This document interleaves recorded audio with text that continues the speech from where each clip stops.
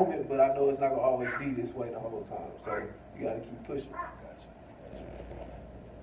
Now, in the perfect world, you had everything you wanted, and you had the keys to make your own short film or full movie. What kind of movie would you make, and who would be your cast? That was a trick one. I wasn't expecting that. What type of movie I would make? It would be definitely for the times. Like I want to do something like big, especially for our culture, our people. You know, a message behind it. You know, real life scenarios from the house scenes and the drama that goes on in our households to this day, to the drug abuse, everything. I want to open a lot of people's eyes to stuff like that, and not the stuff that really comes out sometime across my camera on music videos, because you know you got the gang and the mumble rap and all that right now. So at the end of the day, I'm still a creator, and I still want to put out positive projects that actually touch the youth. You know what I mean? And still show them, okay, I can relate to this movie, but okay, what's the message at the end? So that's the type of films I want to put together. But as far as the actors, as far as the cast, I would say somebody like, you know, Kevin Hart, Tiffany Haddish, like, you know, all the big popping comedians. But because I like to have fun, I like to laugh. So I would rather have a cast like that in there, to where it's like I can make you laugh. I know you're funny, but kind of show them in the serious side too. You know, you'll have a message with it. That way, it's more transparent to the youth as well. So that's what I would have in it. Earlier, you spoke about Tyler Perry and Steve Harvey reaching out to them. Mm-hmm. Can you speak on a few more people that inspired you and motivated you to do what you're doing? First off, man, I want to say Mom. Mom was the first one that ever put a camera in my hand. She had got it from the job and gave it to me, and I ain't looked back since. And as far as celeb-wise, Spike Lee is definitely a big one, because I follow a lot of us, you know what I'm saying, filmmakers. So Spike Lee, different film directors. Let me see who else. As far as Steven Spielberg, and not just us, I watch even stuff like that because I got a mentor. Shout out to Tony, man. The guy I did the short film with, man. He put me on a lot of different film directors. And like I say, they opened my eyes to that. It's not just about music videos. Like, it's so much stuff you can do out here with film and cameras. So different people like that, man. And Spike is the main one, man. I follow him on IG to this day and I always watch how he moves. He's just a real different, creative type of guy. A lot of people don't understand him, but how can I forget one more person? He's not a film director, but I'm one of his biggest fans, and that's Diddy. You know, Diddy is one of my biggest inspirations when it comes to just being black and proud and helping the youth and trying to rub off on people around you. Like, that's one big person I really look up to is Diddy. Yeah. Now, you got a lot of years in the game, you got a lot of equipment, but how much does the equipment cost starting off, basically entry level? Basic camera. My first camera was a T3 out of one I bought for myself. I bought it from my actual classmate in high school. He was selling it, and I paid probably like $500-600 for that camera. And I made my money back on it off of videos. Tell you a quick story. The way I kind of started when I first got back 3 years ago, I actually was working at a tire shop. And just trying to find work, just getting out the military, being home, and they was paying me like $9 an hour.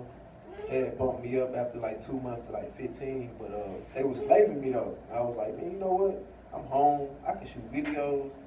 People hitting me about them. Like, why not? You know what I'm saying? Like, on these jobs, after taxes, you might bring home $120, and you know what I'm saying, after taxes in a day. So I'm like, all right, I'm about to just quit my job.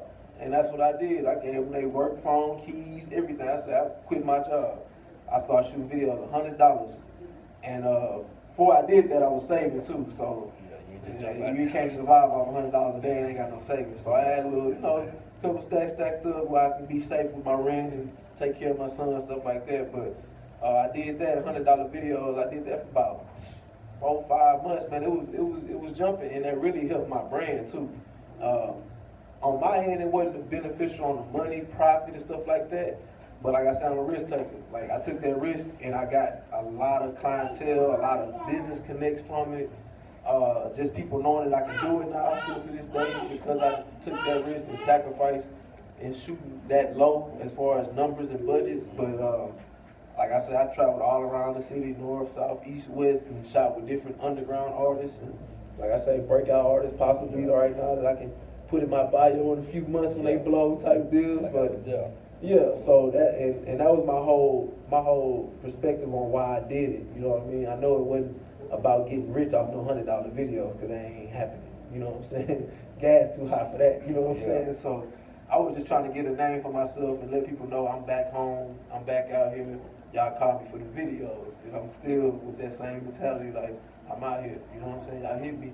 Yeah. Even if y'all want me to shoot, I can edit. Y'all can send me something to edit. You know what I mean? Yeah. Now looking back, what's a mistake that you made that you feel like was so dumb, but in hindsight, you realized that you had to make that mistake on a small scale so you wouldn't make that mistake on a bigger scale? If you understand what I'm saying, you feel me? Yeah. I would say just what I said about the $100 special. I go back to that. Like I say, I know it wasn't a good decision as far as like branding, not even branding wise, like financial wise. You know what I mean? Because you wanted to always add up, and it was, you know, it was. I was eating off of it. You know, it wasn't no balling. I wasn't going to the gallo and balling out, but I was eating. I was taking care of my people. You know, but at the end of the day, one thing I would say that I would take back from the old work that I did was like the stabilizer. Like that's all new stuff I got in the last year. The drone, stuff like that. But I started out just straight hand, you know, straight hand in the camera.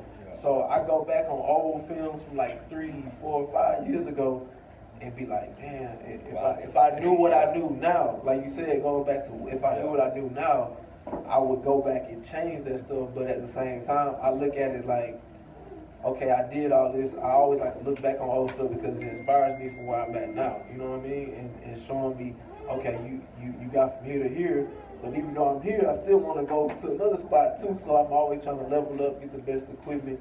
Even though it was an expensive, you know, industry to be in, like you gotta have some type of money or like some type of hustle to take the money from the hustle and put it back into the business. That's why I do the 33. So that's something I would probably say I would want to take back in a sense, but at the same time, I don't regret it either. Now, what type of opportunities do you need to take advantage of for you to be able to shoot films full time and pay your bills? First off, it'll definitely be a studio. You know, that's always my dream. When I 10 years ago when I first started, I said, if I want to have my own studio, I want you to be the receptionist, you know, welcome everybody in, have a good setting where you can bring the kids in, do family portraits, school photos, where you ain't got to be paying these school all this money, and, you know, get affordable photos with your family and stuff like that. So I feel like an establishment would be good. Just better equipment as far as when you talk about short films. You want a Blackmagic, you want a Red Cam. Them cameras go $5,000-$6,000 and up. You know what I mean? And you working, man. You got a family. You know, you ain't just balling. You ain't got just 5-6 racks just sitting around just to buy a camera. So it's just stuff like that. Having a big budget, people hit you, you know, and just keep pushing till they hit you, you know. So with those three, 4 things right there, man, I feel like if I had that, you know, that'll really level my business all the way up. I'm talking like all the way, but at the same time, I don't make no excuses because, give you another example, I have a backdrop, you know, and I actually come to people's houses right now because I don't have my own studio, and I do photos in their living room, garage, wherever they find space in their house, I can do it. Or if I'm comfortable with you, I might know you or a mutual friend, and I'll tell you come to my house. Because I don't make no excuses. If you want to create, we gonna create. You know what I mean? So that's how I really keep the vision going right now until I get to where I want to be. Because you know I'm a Christian man and I really believe in speaking things into existence. So if you speak it and you go out there and work for it, God will bless you with it. You know what I mean? Just keep Him first. So that's why I come up off of it. I think that's gonna be our first wave of questions. We're gonna stop, take a little break. y'all want to get something to eat, my mouth a little dry, so I'm gonna give you something to drink. We're gonna stop, play a little music, then we're gonna come back with a little Q&A session.